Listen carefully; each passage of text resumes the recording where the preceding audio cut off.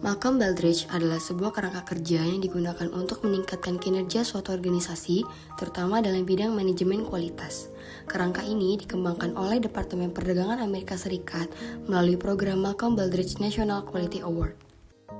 Kerangka ini dirancang untuk membantu organisasi dalam meningkatkan kualitas dan efisiensi melalui evaluasi kinerja yang terstruktur. Malcolm Baldrige adalah seorang tokoh bisnis dan pemerintahan yang dikenal atas komitmennya dalam meningkatkan daya saing industri Amerika Serikat.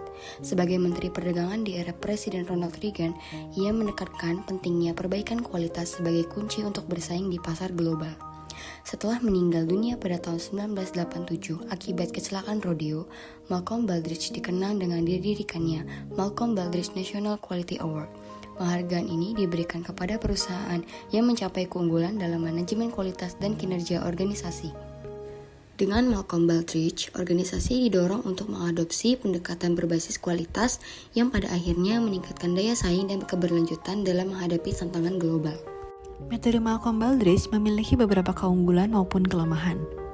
Berikut beberapa keunggulannya diantaranya: memberikan penilaian secara menyeluruh dan terpadu dengan standar internasional yang terdiri dari 7 kriteria yang masing-masing memiliki subkriteria yang berbeda. Menggunakan indikator yang menunjukkan hubungan sebab akibat dari setiap kategori, hal ini dapat mengidentifikasi kekuatan dan peluang untuk perbaikan yang berfokus pada keunggulan kinerja. Memberikan kerangka kerja untuk perbaikan dan inovasi yang berkelanjutan. Memungkinkan perusahaan untuk melakukan self-assessment, perusahaan dapat melakukan evaluasi mandiri terhadap kinerjanya. Selanjutnya, kelemahan pada metode ini, yang kemungkinan perusahaan terjebak dalam kebingungan menjawab pertanyaan agar mendapat nilai skor yang tinggi. Banyak perusahaan yang merasa kewalahan dalam memahami semua kriteria tersebut secara mendalam, terutama jika mereka tidak terbiasa melakukannya. Penilaian dari asesor penilai. Terkadang mereka tidak mengetahui banyak tentang deployment perusahaan tersebut dan tidak selalu objektif saat melakukan penilaian. Analisis Malcolm Baldrige memiliki 4 langkah dalam proses analisisnya. Yang pertama ada pengumpulan data. Pada proses pengumpulan data, penyusunan formulasi pertanyaan dilakukan berdasarkan syarat ADLI, Approach Deployment Learning Integration. Formulasi scoring ditentukan berdasarkan kriteria dan subkriteria. Selanjutnya ada pengolahan data yang terdiri dari hasil pengukuran kinerja yang berisi review dan scoring proses dengan menggunakan pendekatan ADLI. Pengukuran kinerja dilakukan untuk mengetahui bagaimana kondisi kinerja yang ada di suatu perusahaan. Pada tahap analisis data dan pembahasan, dilakukan analisis pada masing-masing penilaian subkriteria metode Malcolm Baldrige yang digunakan untuk menentukan kategori performa perusahaan.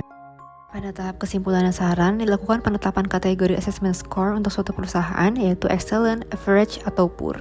Berikut adalah kriteria penilaian dalam analisis Malcolm Baldrige dalam rangka mencapai keunggulan operasional.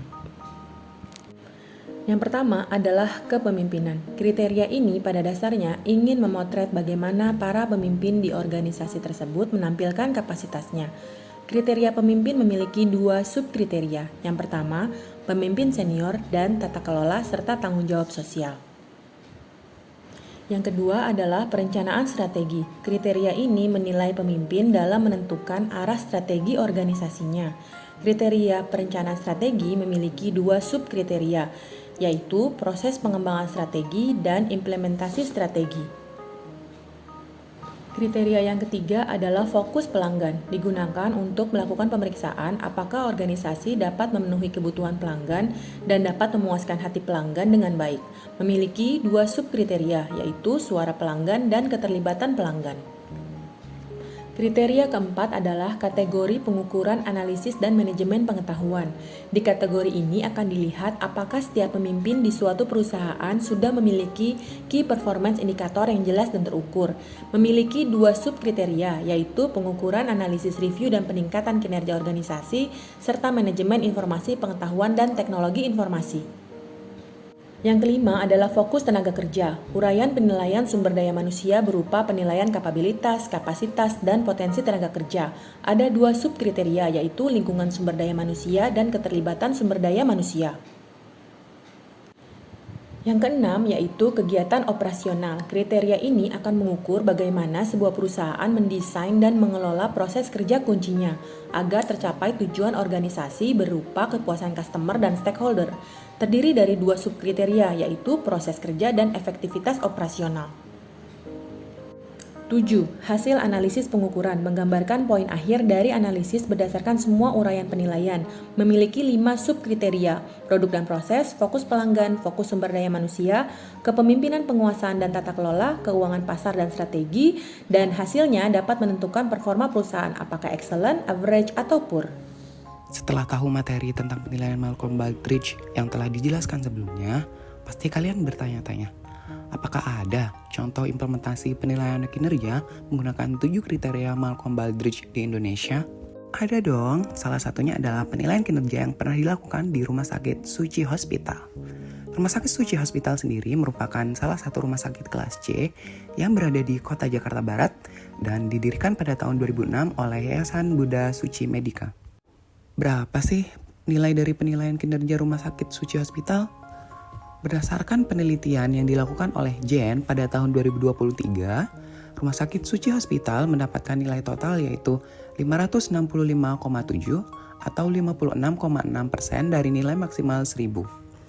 Nilai tersebut merupakan gabungan dari nilai kepemimpinan yaitu 71,47, nilai strategi yaitu 45,64, nilai fokus pelanggan yaitu 52,13, nilai pengukuran analisis dan manajemen pengetahuan yaitu 50,15, nilai fokus tenaga kerja yaitu 49,43, nilai operasional yaitu 49,52, dan yang terakhir yaitu nilai hasil yaitu 256,73.